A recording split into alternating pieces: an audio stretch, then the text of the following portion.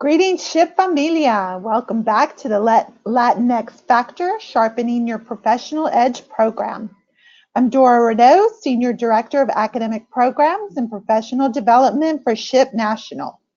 Tonight is our second webinar, Communicating with Impact Through Storytelling, which focuses on developing a deeper understanding of how to effectively communicate with purpose and precision, and strengthen your skill of presenting yourself with confidence and polish in a professional or casual setting. Our presenter today is no stranger to the SHPE convention. Michelle Hutchison has presented in our Professionals in STEM conference and has had great reviews. She is the founder and president of Skilled Expressions. Her accomplished career as an actress, writer, and producer has lent a unique insight as a global trainer and coach for corporations. Michelle continues to thrive as a professional actress, as she can be seen in films such as My Best Friend's Wedding, to television shows such as Netflix Lady Dynamite. So without further ado, I will pass over the mic to Miss Michelle Hutchison. Thank you, Dora. Thank you for sending the virtual mic. Pleased to have you all aboard. I'm very excited to be a part of the second installment of the webinar series for SHPE. And as you can see, today we're going to be talking about communicating with impact through storytelling. And as Dora was so kind to introduce me, telling you a little bit about my background, yes, I have worked as a professional actor. So how did I make my way into working with corporations? Well, I'm going to tell you that working as an actor has everything to do with what you're doing inside a business as a communicator. And actors, you know, our job as an actor is to be able to tell a story, to be able to take an idea and bring engagement to the audience and to sell that idea. We use our voices, we use our bodies, we use eye contact, we use our emotions, we use our minds, our intellect. So you can see that we have a lot in common in regards to communication. I am based in Minneapolis, Minnesota, and I teach at a theater in town called the Guthrie Theater. And the Guthrie Theater is a world-renowned theater. It's quite impressive. But I teach an acting class for the public. And about 6 or 7 years ago, I had a retired engineer from Medtronic take my class. And it was a 4-week class. It was very rigorous. And at the end of the 4 weeks, this engineer said it was probably the best thing that he'd ever done in his life. And he wished he would have done this at the beginning of his career because he felt that he would have been a better communicator. So why do you think it's so important that you should be able to communicate well? Well, in the business world, we know that you have a variety of platforms in which you have to be able to excel. First of all is the interview. There are those one-on-one conversations that are important conversations. You have pitches that you have to sell ideas. You might have an elevator speech where you run into somebody that might be able to help you in some way in your business. And you have formal and you have informal presentations. And why this is important that you're able to do well is because it's a competitive field that you're in business. And as you'll see, and for those of you that are maybe just starting out in your career, or those of you who are already midway through your career, you know that it's so important that you have that ability to do well in this craft. And that's what I call the ability to communicate and to speak and to present. It is a craft. It's not something that you're born with. It's something that you have to work at in order to be very good at it. So let's talk about the first thing I wanted to talk about tonight. I want you to do a little self-reflection, and I want you to think about what kind of communicator are you? You know, hopefully you're taking notes because I will be giving you a lot of information throughout the course of our webinar tonight. So I want you to think about this, and maybe you can even jot down some of the ideas of how you might think of yourself. A lot of times people think extroverts are the best communicators. Well, that might be true in that they feel a little more comfortable being in a larger audience and they feed off of the presence of other people. And maybe if you're a little bit more of an introverted person, you might feel like, I really don't like to be in front of the audience. I feel very uncomfortable. Well, let me say, extroverts sometimes aren't the best communicators because they can get a little caught up and lose their way. And they might talk too much.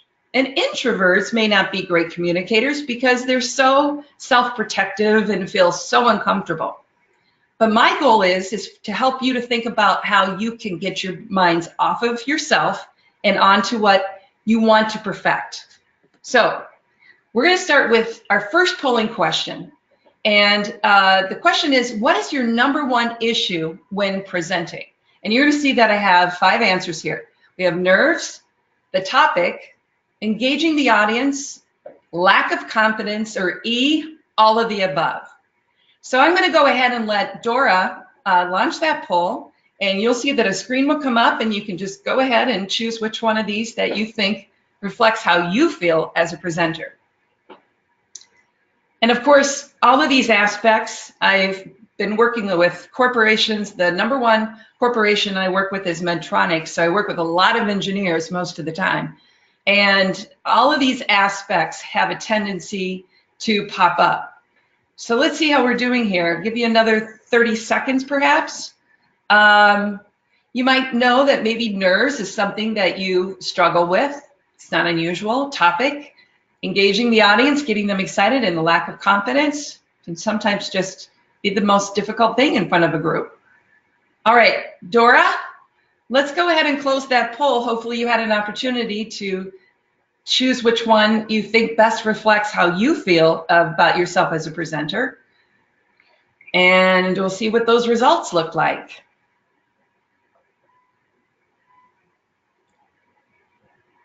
All right, I don't think I know what that is quite yet. Okay, ooh, this is pretty split. So it looks like nerves are 22%, topic 15%, interesting. Engaging the audience is up there, 25%. And lack of confidence is at 13%. So really topic and lack of confidence are the lower, and all of the above is about 25%. So really nerves, engaging the audience, and all of the above. So we're going to work and talk about all of these things tonight. Let me just say this first of all, for those of you who really have battle nerves, that public speaking is the #2 fear next to death. So that should make you feel a little bit better about the fact. In fact, in Minneapolis, we have a science and technology conference here at Medtronic every year. And during that time frame, there are more EMT calls than any other time of the year. So know that you're not alone. Engaging the audience, we're going to talk about that tonight, and of course all the other things as well. So let's move on. Okay. We're going to talk about communicator qualities. What are the top traits that I want you to reflect on? And I would love for you to be able to think about how you can bring these communicator qualities to life. The #1 is passion. Now, you know when you see somebody who presents who excites you. This is what we call about infectious enthusiasm, where they have the ability to get you excited about their topic. And as any actor knows, if you believe in what you're saying, your audience will believe as well. So how can you find that passion about what you need to present on? You know it can be very painful if you're not passionate about it. Authentic. Authentic is one of those words that has been battered around probably in the last 5 or 6 years quite a bit. What does it mean to be authentic? Well, I think that there are misnomers about that. I think sometimes we think authentic is just getting up and being ourselves. Yes, but to a point. Being authentic is being yourself, but being your best self. I liken it to if you were to be a host, have people come to your home. Hopefully you don't show up at the door and say, hey, let yourself in, get yourself something to eat. I don't feel like doing anything today. That's not the best authentic self. The better authentic self is you would greet your guests, you would have a certain amount of energy, and you would feel that you are compelled to entertain and take good care of the people that are in your care when they're at your home. So it is when you're presenting. You want to make sure that you are bringing that same type of energy. Improvisational. This is an important word. And the reason I say that is because a lot of times when I work with people, they have such a difficult time getting away from their script. They create that script and they feel very confident if they can just go through all their lines. But the minute somebody asks them a question, and they have to go off topic, they become derailed. So if I can give you any advice tonight, I would tell you, get yourself to an improvisational class as soon as possible. Wherever you live, wherever you are in the United States, there's probably going to be a theater or an improvisational theater that teaches classes. And I would tell you, it's a fantastic thing to learn in order to get comfortable in your own skin. Engaging. Well, this is what we talked about, and this is one of the things that was brought up in our poll.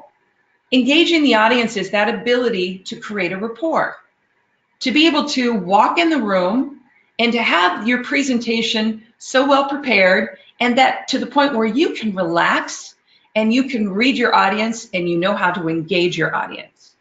And we're going to talk about specific ways that you can do that later. Now, being honest, you might think, of course I'm honest as a presenter. Well, sometimes people inflate the facts, or maybe they may not be telling the entire everything that they need to share. And sometimes that might be for good reason. There's certain aspects of your project that you can't reveal. But I want to just say this. I think that we always have to use the best integrity, whether it's in an interview. Let's say you're in an interview and you don't want to share something. Well, maybe it's a way of sharing something that you need to share, but do it in a way that is going to be palatable. Do it in a way that will help your audience understand that you're being true to your topic.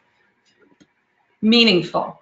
I think we always hope to be meaningful in our presentations, and that we can learn to think about what we're speaking about in a way that's going to be meaningful, not only to you, but to your audience. And confident. Now, you got to think about it. What is that confident self? What does that look like?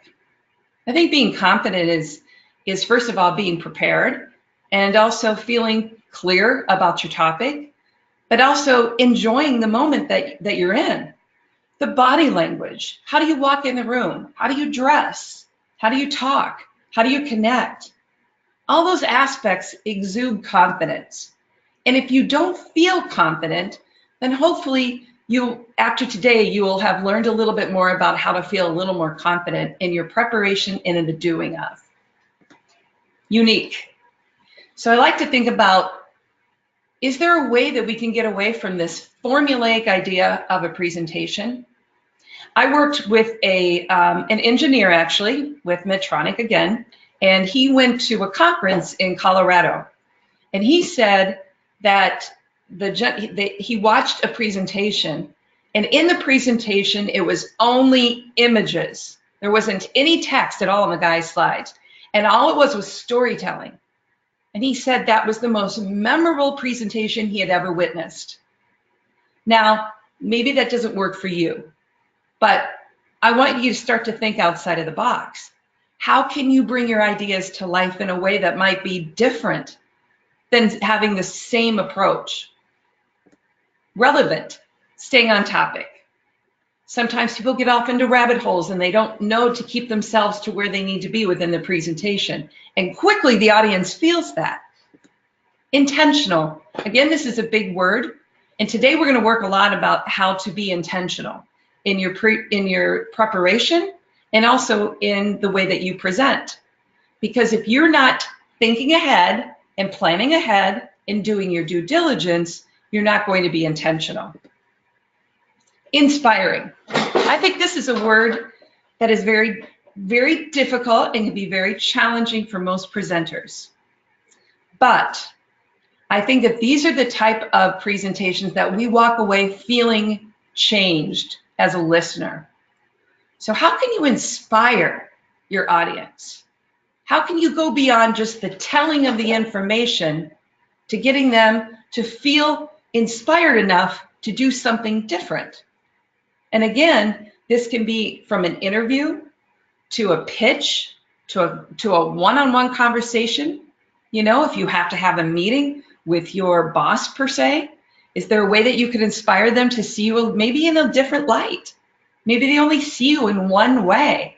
How can you inspire them to see you that maybe you have more potential than they see? Humorous. Now, I love comedy. It's really one of my favorite things, but I have to know when to use it. So not one size fits all.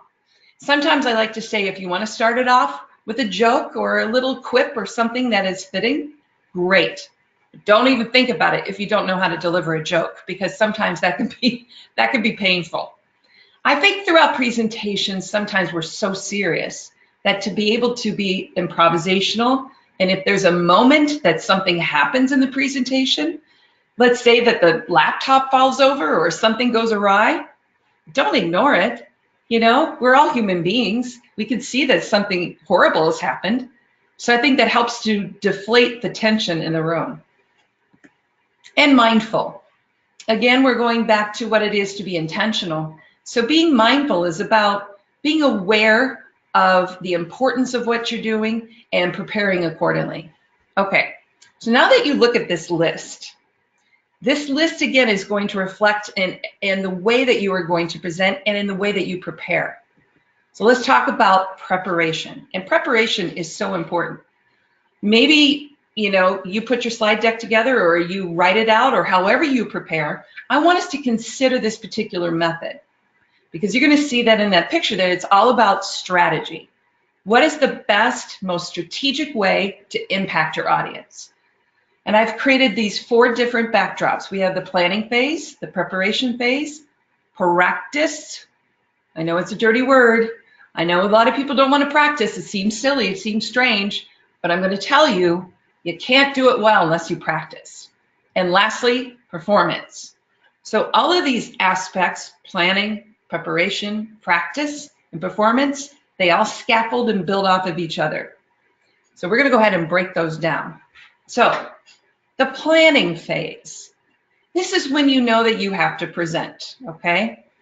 And this is when you say, all right, you're thinking about this audience and you're thinking, you have to research, you have to consider, who are these people? How can I target my points?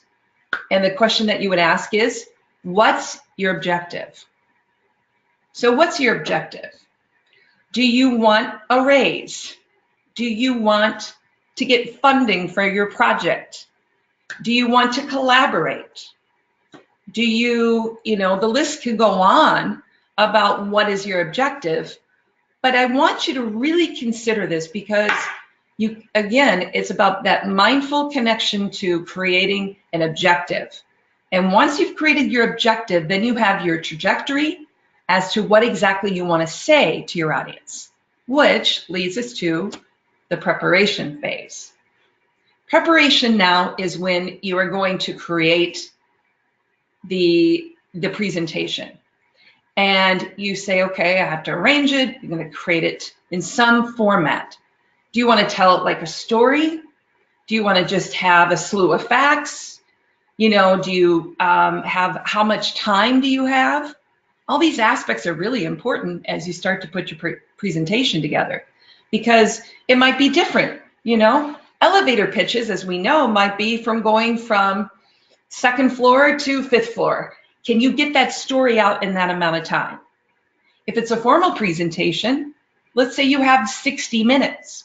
I've had 90 minutes, and I'm going to tell you that's a long time to be in front of an audience, but it's about how you craft it accordingly. So the question would be, how do you want to formulate the message? So this is going to be a point where now I want us to have another polling question.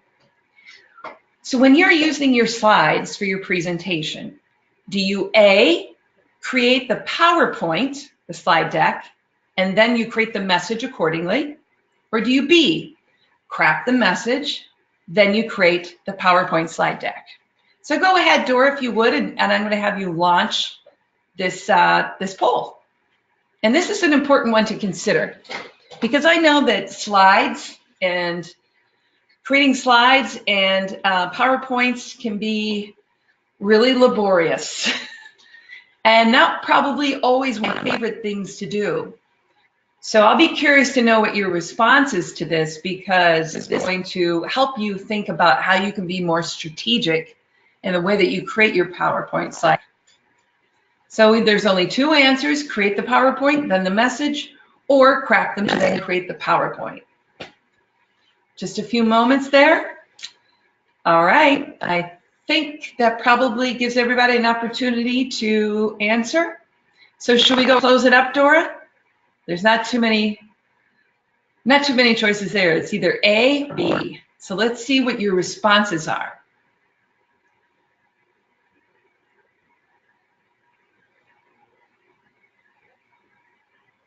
Hey, you guys are smart. Okay, so I'm going to say create the power of the message was 36%, then craft the message, then create the PowerPoint, 64%. Fantastic. Good. Thank you for showing that, Dora. That's exactly right. The answer is B, craft the message, then create the PowerPoint. And why is that important? It is absolutely imperative that you create the message first. And what so often what I see is that when people decide that they have to use the PowerPoint, they start to put all of their ideas and dump it onto that PowerPoint slide deck. And then what happens, I'm going to get up here. They get up, they stand up, they have the slide deck, and it's all about the slide deck. I want you to realize that as a presenter, you are the main attraction. The slide deck is only support layer. So I think just even how you organize your presentation and starting with the PowerPoint slide deck makes you feel more slavish to it. So that most of you knew that it was craft the message, then create the PowerPoint. All right. So since we know that we're going to start with crafting the message, I want you to consider these questions. And we're really going to analyze and evaluate what these are. First of all, number one, who is the audience? Now, why do you think that's important? I think it's pretty obvious. We need to know who we're talking to. We need to know that if we have a mixed audience, let's say we have this CEO, and then we have maybe a newbie, somebody that's newer in the industry. So we're going to have a mixed audience of understanding. So we have to make sure that doing so, we're considering everybody who is going to be in that audience. Now let's say we just have our peers. So as we do our due diligence to know, it's basically about knowing what your audience knows and knowing what you think your audience needs to know. That's part of the strategy. Second question is, why are you the speaker? I think this is probably the most illuminating question when I'm with people one-on-one. Right now, I can't see you, okay? But if I were to see you in a classroom or in person, I would go around and I'd ask you, why are you the speaker? Why are you the speaker? Why are you the speaker? And what's interesting is I get a array of answers. I get everything from my boss said I had to do this to I don't know to I'm a subject matter expert. Now I'm going to say that obviously I'm the subject matter expert is ding, ding, ding, the best answer. Because why you are the speaker is going to reflect on how you present. If you feel strongly about your ability, or at least you are going to embody all of those speaker traits that we talked about. But if you feel that this is something that's been assigned to you, then sometimes you're not going to bring the energy in because there's a lot of doubt. So what I like to say is, if there's any doubt, they have to find a way to get to the point where you feel strongly and confident about the message. You know, we have a saying in writing, you only write what you know. You never write what you don't know, because then you get down a really bad alley and then you're in trouble. So state what you know, and that way you feel strongly about it.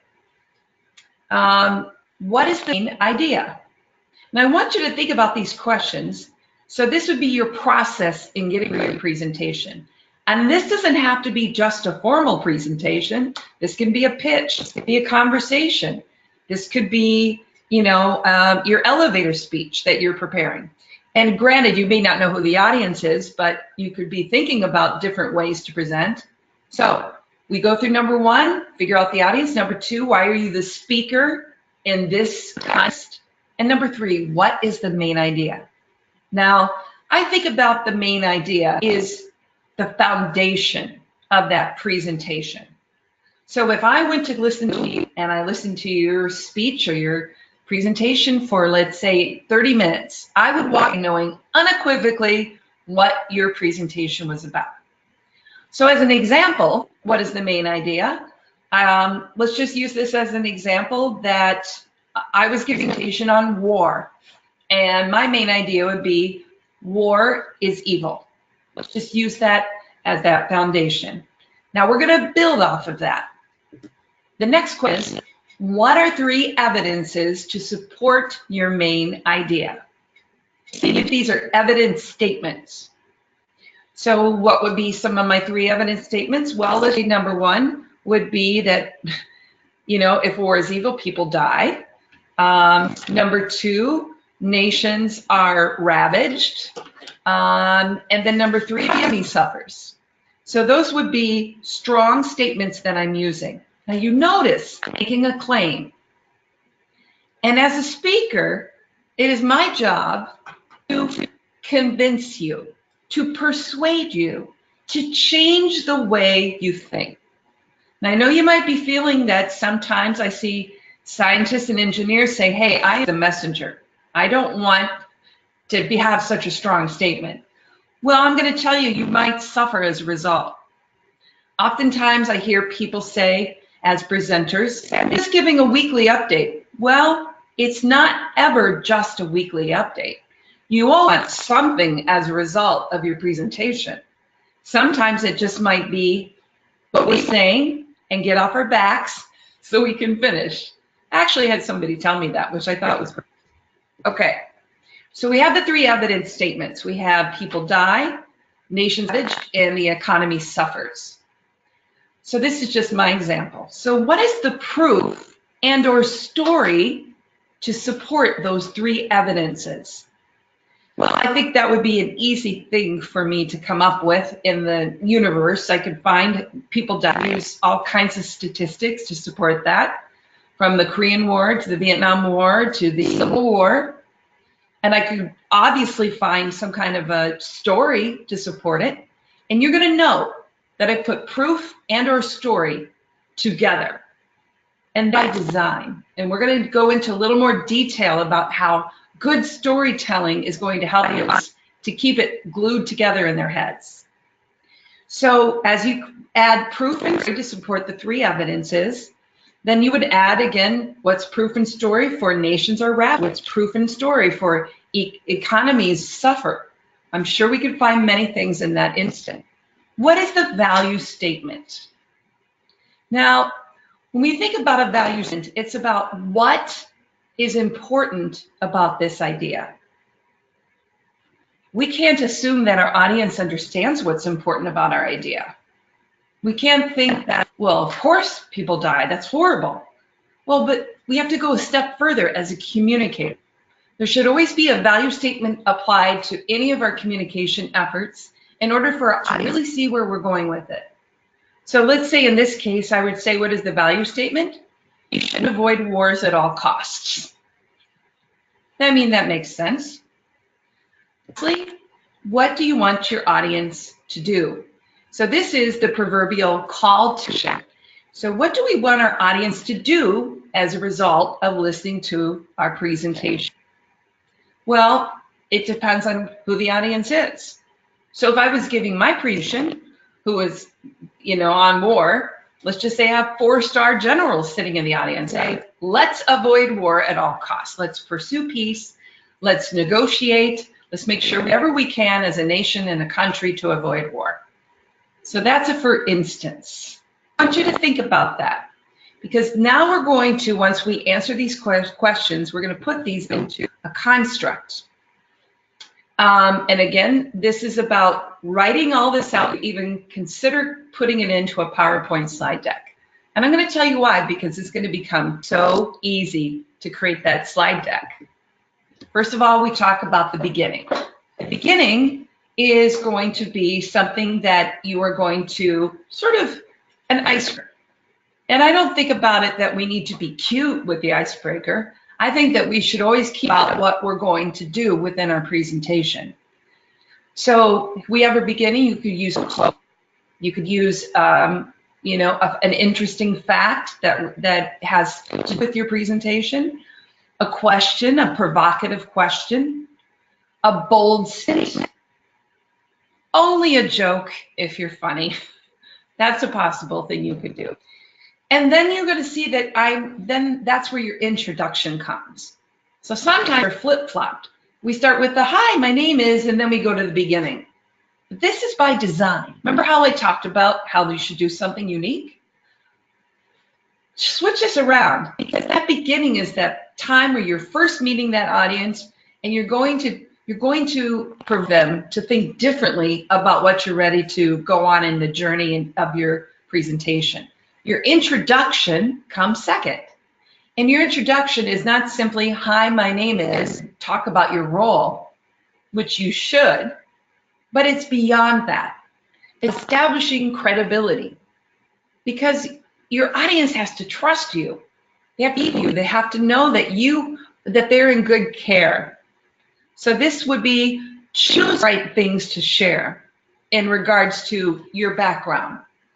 You know, that maybe you work with, you do volunteering. That might be important for a particular audience. The fact that you have a PhD might be interesting for a different audience. So you have to do that. But it has to be sort of, you know, music to their ears whenever you used to share about yourself. Okay, the middle now we know is the main ideas, those three main ideas discussed with the evidence, with the proof and the story. So this is the meat in the center presentation. And you can see we're starting to create that story arc. So this is, again, purposeful, intentional. And then the summary is the value statement. You know, that this is the importance about your presentation. Oftentimes I see some with a boring slide and bullet points regurgitating everything that we just heard. No, we don't need to have that. We just listened to you, so we got it. So it's about really coming to the end of your presentation where you are trying to bring all the elements together in order to inspire our audience, in order to change the way they think. And lastly, the ending, the call to action, the bugle call. What do you want?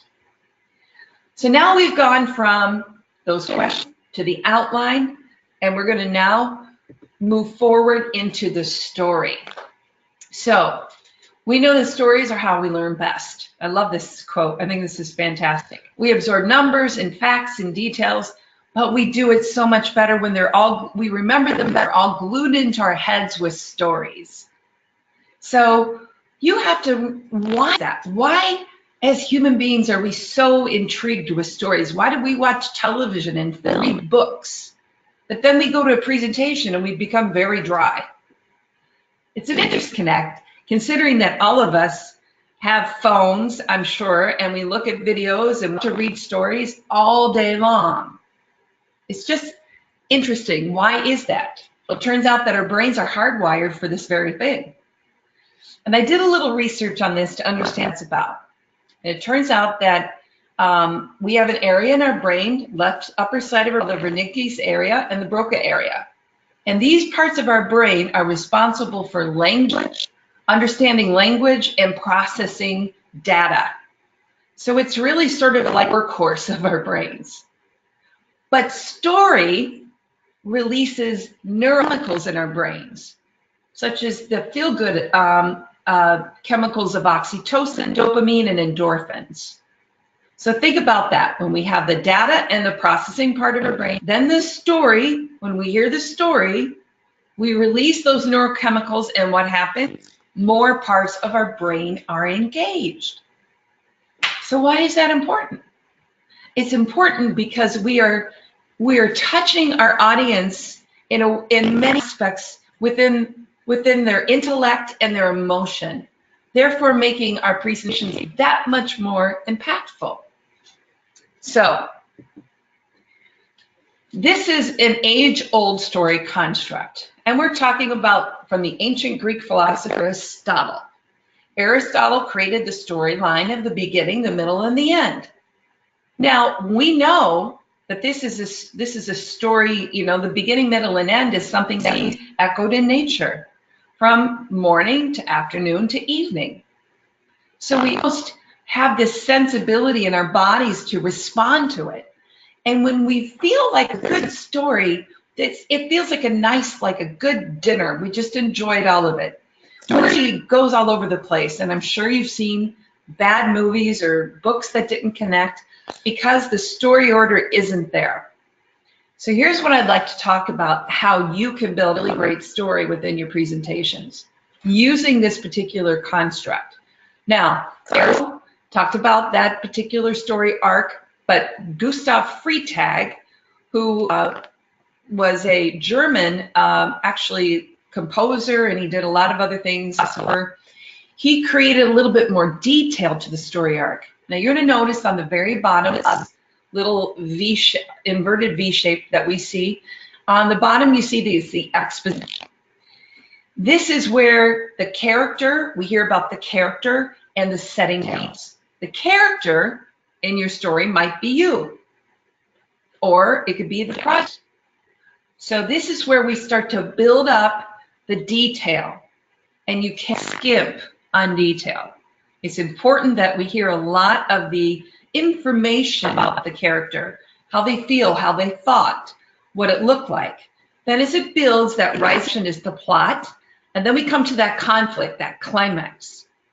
Now, all of us are drawn to climax as an effort to, be intrigued story. If the story doesn't have like a really great climax, it feels anticlimactic. So we know that conflict is imperative. Then we come down to the other side and we start to see the working out of the conflict. And then we go to that very French word, which means that we have come to the resolution and the growth and the change as a result. So this might seem very academic, but I'm going to show you you can use this construct in a business story. So here's the story arc. Usually you'll see on the top, we see that flat line. Oftentimes we see the problem and the solution. Here was the problem that we had, and this is what we came up with, and now that's the solution. So you can see it doesn't have really any rising action to the climax and then coming back down. So it doesn't really take your audience on a journey. But you'll see down below, we have that conflict, and you'll see that it starts with that conflict and it rises up to the resolution. So the audience is getting more of those neurochemicals talked about. Now let's look at the questions that coincide with this. With the problem and conflict, we ask, what is the problem or the obstacle? So we always start there. What is the obstacle? That's that exposition. What did you do to solve the problem? So this is about some pertinent details that will draw your audience in. What worked, didn't work. Again, we're building up to what that issue is. And why is this important? I love that this continues to be echoed. It's the why. It's the value statement. Why is this important? And lastly, should we care? Your audience has to know why this is important as you build the story. Now, as we get to the other side, we've built up with wonderful details. You're going to see the solution and the resolution. How did you resolution? We know what worked and we know what didn't work, but then how did you find it? Go a step further. And what was unique about it? Now, maybe you might say, well, there's nothing really unique about it. Well, you can find something unique about it. Maybe there's something different about your resolution not seen before. Maybe it was in the doing of it that there was this sort of accident, whatever the case may be. What did you learn? This is going now back to that place of growth and change, the denouement. So as you journey through and you had the discovery, what did you learn as a result of it? And what is the end importance? Again, we're going back to what is the why? Why should we care? What is impact? How will this impact other people as a result? And how will it impact other people in clinical findings? And lastly, how will this serve your mission? Again, understanding your mission is a broader idea. So we really start with the grand and we open up to that 35,000 feet. And why is that important? This goes back to inspiration.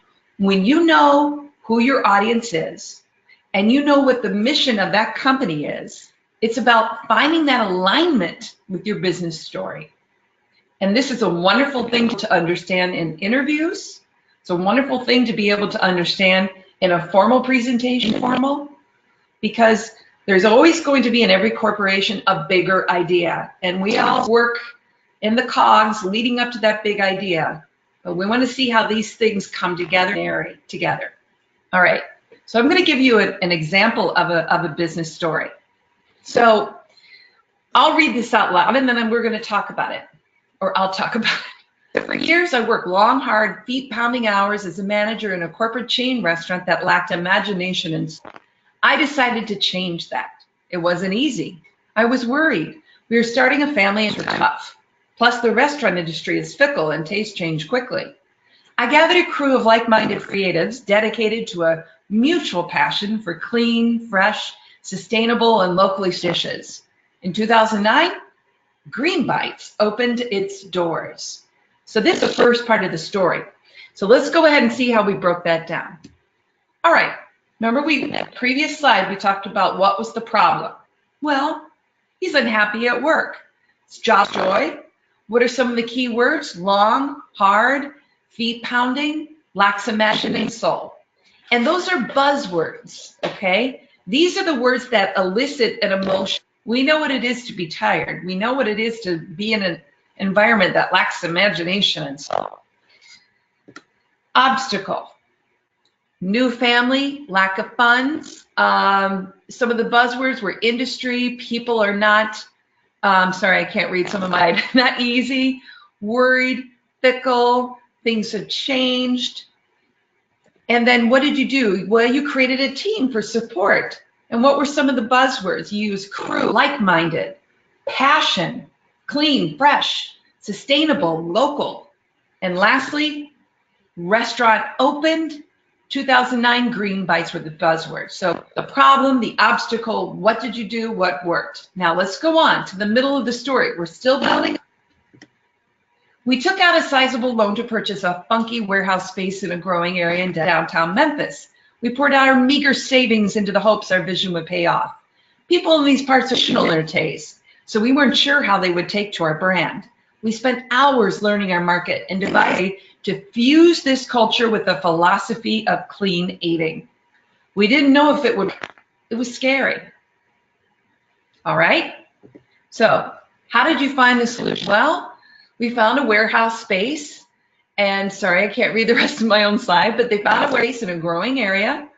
The key words, they were sizable, it was growing, they poured, these are those words, they poured, so we know that there was personal sacrifice, meager, they didn't have a lot of funds, hopes, vision.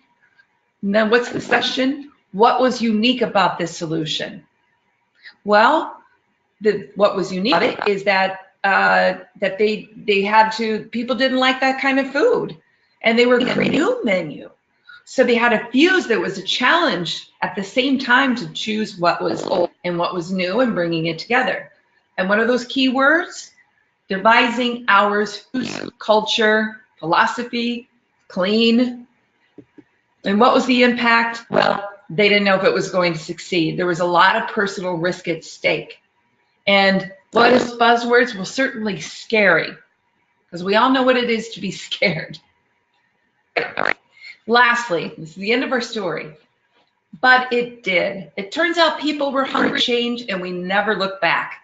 Now we have 10 Green Bite stores in Tennessee and 7 stores in neighboring states.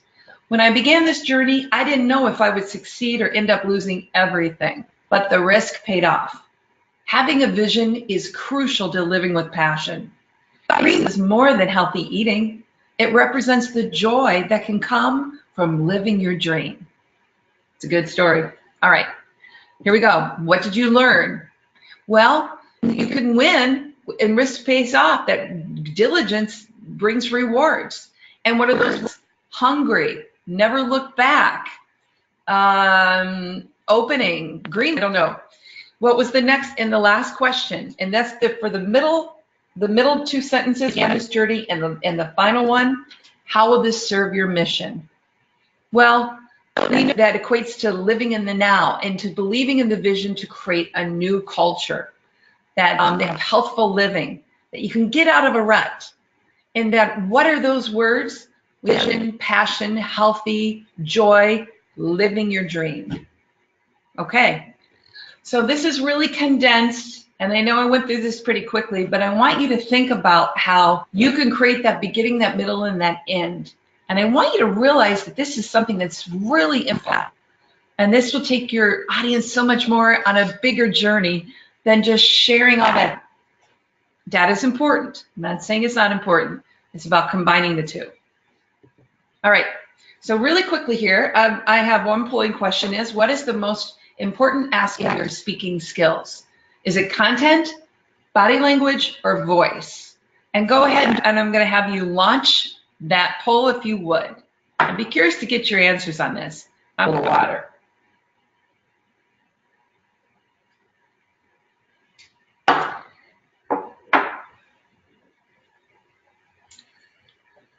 And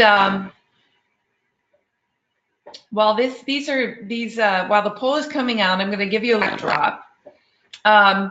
There was a UCLA professor by the name of Albert Arabian who did this study many years ago, and they discovered this, and this is really fascinating to think about what we might consider to be most important doing of our presentation.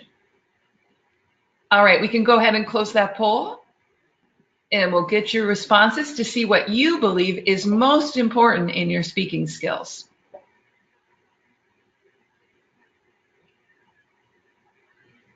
Let's see what the results are. Oh, you guys are smart. I can't outwit you. Very good. All right, so here's the results. Number 1, content was at 24%, language was at 48%, and the voice was at 28%. The correct answer was B, ding, ding, ding, body language. So good for you, you've got that. The majority of you knew that. Yes, our bodies, and you could go ahead and pull that out there, Dora, our language is absolutely key to how we present. And it's interesting because I work with a lot of people who do virtual training, and where we don't see the speaker. And so that's why I like to also work on the voice. And I do a lot of workshops with groups and about working on all of those aspects. Not only organizing, but also how you come across in your body language. Because obviously we know that our words are important, we know our content is important, but how our body and how our voices send that message are equally important. Okay, so let's go through this quickly. So now that we've created that PowerPoint slide deck, or actually not quite yet, we've got all of our information about story. Now it's about practice. Hard, ugly word, I realize all of us are busy, but this is key. Jot down your agenda with bullet points. So once you've created that outline, now start to bullet point out the order in which you want to share your speech. Okay, this is not typing it out verbatim. That's crazy making. I think for you to actually write everything out verbatim and then to have to memorize it as such becomes an exercise in just really making yourself crazy and feeling very comfortable, because then you worry you're going to forget a word. You know your topic. Jot out little bits, 2 or 3 words, 4 or 5 words about what you want to talk about. Then work through to polish the transitions when you go from one idea to the next, because sometimes you get to the end of the idea and you think, okay, how do I go to the next idea? But that's why practice, like the lady in the slide, is key. Get up on your feet, get the words out of your mouth. Thinking it is not doing it. Memorizing the beginning and ending. So I like to say this, that when you memorize, anything that you memorize would be that just that beginning and that ending, because it's really important. Usually you're going to be nervous at the beginning that you want to know how you're going to start. And the ending is in a very clear way so that your call to action is understood. In the middle, I think practice it, but it doesn't have to be memorized. Now you get to create your power slide deck. And it's so much easier because now you've created the message, and all you have to do is create visuals to support your message. And then get into the habit of knowing where the next idea comes. So get up on your feet with your advancer or however you like to record your talk. All of us have cell phones with recorders, and I know it's okay to hear your voice and to hear yourself, but you do get used to it. I teach on-camera acting too, and I know when people feel themselves or hear themselves for the first time, it's very painful. But it's also a really good way to say, you know what? I didn't realize I had that behavior. I didn't realize that I don't eye contact. I don't realize I put my hands in my pockets. I don't realize that I lick my lips because I'm nervous. These are all the things that you have to become aware of. That's part of that mindfulness that we talked about. Write out potential questions. So I gave a presentation to a group of beginners. It was over 300 people, like in October. And I worked through my presentation several times just so I was really ready. And then I thought, if sitting in the audience, what questions would I have for me? And so I wrote them out, and I wrote them out, and I wrote them out. And it was really interesting to have that kind of objectivity to myself. Well, I wrote out those questions, and then I practiced answering them. And I'm going to tell you, those questions came up. People asked me those questions. And I'm so glad I went through this. It made it that much better. All right, prepare for it to change. In other words, things change in real time. And again, going back to being improvisational. So it happens. So things happen. Somebody asks a question. Somebody starts to take over. Do you know how to get it back? You know, and this is where the practice will help you, because when you are operating in an environment, anything can happen. But professional actors like myself, we practice, we practice, we practice. To the point now where opening night comes, we have our nerves, but what's going to happen? And then if things go awry, so they go awry, we know how to get back on task. So let's quickly talk about slides, and I'm going to do this, and then I'd like to, in 5 minutes, open up for some questions from you. So slides, not my favorite topic to talk because slides are slides, okay? But they're important. We have to do them well. Please avoid bullet points. I know it seems not like a big deal, but it's just less clutter. You can notice that all my slides were clean. That's by design. Less text, more images. Why, if you don't start with your PowerPoint slide deck in preparation, mostly people put these long sentences, and as an audience member, we don't have the ability to listen to you and read at the same time. You can see that just having only 2 or 3 truncated words helps us to digest what the speaker's saying and to support it. It's always helpful. You know, why not make it look nice? Simplify it. Less is best. 2-slide deck idea. Let me just share this brief. A lot of times I work with people and they say, well, geez, you know, we've got to have all this information on the slide because people who aren't there have to be able to know what's going on. I can't tell them I'm here for the presentation. So I say create 2 slide decks. Create the slide deck for the one that gives information, a little more information, and create the one that will be your actual presentation. Yes, it's more work, but it's one way around it if the powers that be expect information to be on your deck. Animate. You'll notice that I've been animating, so I don't let you see all of the answers right away because it keeps you engaged with me. It's spoon-feed that information. Tell a story in a new way. Okay, so let's see what that looks like. Here's your instance, finance review. Boring. We've got the bullet points. We've got the numbers. Not so interesting. Here's another way to tell this story. Isn't that prettier? We've got a big map. We've got pictures. We've got color. And it tells us more. It tells us where everything is as far as spatially, the distance between the countries or the proximity, which also adds to the storytelling. Okay. Your audience will decide and form an opinion about you in the first 7 seconds. Painful, but true. And this is probably where your nerves come up because you feel that. Well, you need to now in performance do a couple of things. You need to warm up. In my workshops, in my virtual training that I do, I teach people how to warm up their voice, their bodies. We do exercises. Or I worked with you today. I did a full warm up. And Dora can probably attest to it. We want to smile, you know. I know that seems sort of corny, but it's our audience mirrors us. So if we get up and we have sort of a hangdog face and we have a voice that doesn't really move, then our audience starts to feel like they're going to fall asleep. So remember I said that you have to be a host or hostess of your own party. It's a certain kind of energy. Connect with your audience. Make it about your audience, not the way you feel. Talk to them, not at them. So again, this is about engagement. You want to change the way your audience. And believe it or not, the audience is on your side. If I could see all of you, I'd say, how many of you have been an audience member? And you would raise your hand. Well, we all know what it's like to be an audience member. And so, do we have ill thoughts towards the people that get up? Well, hopefully you don't. I know I don't.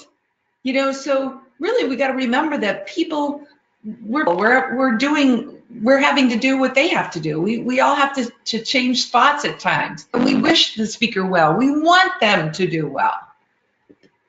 Breathe and enjoy. Because it's something that you're going to have to do. All right. So that's what I have for you tonight. I would love to work with your organization.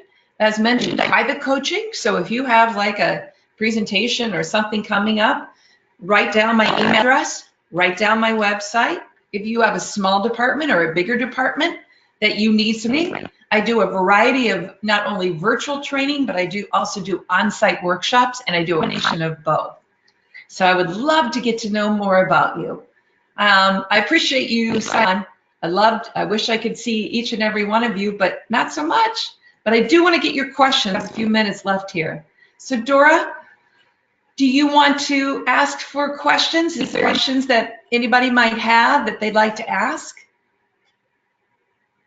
And I don't see questions quite yet. So you'll see under your chat if there's some any questions for me. Okay, here's a good question. Yes, let the audience know. Oh, okay. So, yes, please, by all means, feel free to ask anything.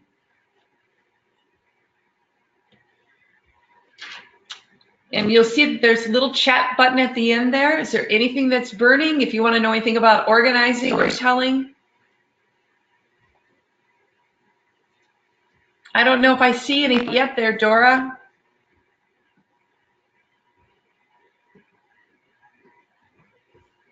Oops. No.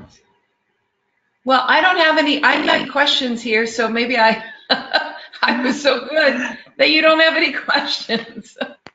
I don't see any questions here.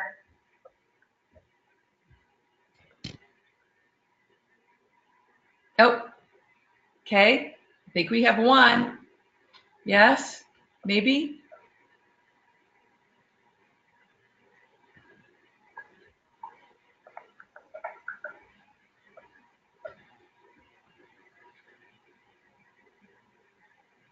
Are you sending me one there, Dora? I haven't seen any yet. Okay. Oh, here we go. How to use your time if you have to give a presentation? Okay, that's an excellent question. If you don't have a lot of time and you have to give a presentation on a short notice, so I would say, okay, who's my audience? What's my main idea? And how do I want to tell that story? So that's what I would say. I know this has really been comprehensive about how to put it together, but I think that is one way to quickly put your ideas together. Who am I, the speaker? Who's my audience? And how can I quickly, how can I quickly talk to them? What is my main point? What is my main idea? And then are there 3 ideas that I can use to support that? That would be my suggestion. And I've had to do that many, many times, put my ideas together very quickly. I'd have that beginning and I'd have that ending as well. Good question. How about very technical presentations? Well, I have dealt with many people with very technical presentations, and I don't want you to feel that creating story, and the story I shared might be different than the type of story that you might share, but it might be interesting to talk about the process. You know, it might not be the emotional process, obviously, but that it's about creating a little bit of story as surrounded with the data. And I think that makes it more interesting for the listener. You have to be able to feel that out because not all audiences are the same. You may work for somebody who doesn't have an appetite for it, and you have to honor it. So sometimes they want just the facts, and you can't get around that. So I know that you just balance that. You have to use your good judgment. Oh, this is a good question. Have you ever had stage fright? What do you do? Well, you know what? I have honestly performed in front of thousands of people in my lifetime. I don't say that as a braggadocio. It's true. I've done live performance. I've done improvisation. Didn't know what I was going to say when I got on stage. I've worked in big places. I've worked for thousands of people. I've gone onto movie sets where there's some famous people on set, and I felt intimidated. So yes, I know how you feel. In fact, when I had to present in our I was really uptight about it. And I didn't understand myself. I thought, this is crazy. I'm a performer. I should be able to do that. So here's what I would suggest. One thing that I do to self, and it's a practice, is I go through a warm-up. And obviously not something we can do here, but I'll give you a little bit, is I start with a lot of breathing techniques. And I start with deep breathing from the diaphragm, which is right underneath sort of your bra line, your chest, somewhere up in your upper torso. And I would take a big breath in, and I hold it, and slowly, slowly release it. And do it again, and I do it again. But what I make sure to help myself with stage fright is whenever my brain wants to go to the fear, I switch back to the topic. And it's a discipline. Because what can happen with fear, as you well know, is that it starts to cut itself. So I think you have to stop it in its tracks and go back to the topic at hand. You know, when we are thinking about, it's about thinking about myself, or am I thinking about my audience, and switching back and forth and trying to keep as much about the audience as possible. That's why practice is so important. You can't get around it. These are great questions. How do you answer a question when you are not sure about the right? Well, that happens all the time. Or you don't know the answer, but you don't want to seem unprepared. Look, I'm not going back to that question where it was, if you get that question and you don't have the answer, then you go with something you don't know. What's a really good way to say is repeat the question so you've heard them, and say, I'm not sure about the answer about that. I don't want to say anything incorrectly, so can I get back to you on that? I want to do a little more research. And I think that that's fair. I think that most audiences understand that and appreciate that, because that's going back to being honest. If you try to make something else, if you try to make something up, then you really put yourself in a bad position, and you're opposite. All right, boy, I could go on all night. This was fun. I hope that you enjoyed it. Look me up and contact me if you're interested. And I hope to see you again, hopefully at one of the conventions, in the convention this coming year. Dora? Well, there you go, SHPE. Please join me in thanking Michelle. Thank you. We hope to see you March 27th for webinar number 3 with Dora Caranta, to learn about how to as a organization as a professional. Remember to take the survey. Signing off from SHPE National. Buenas noches, SHPE. Good night, everybody. Thank you so much.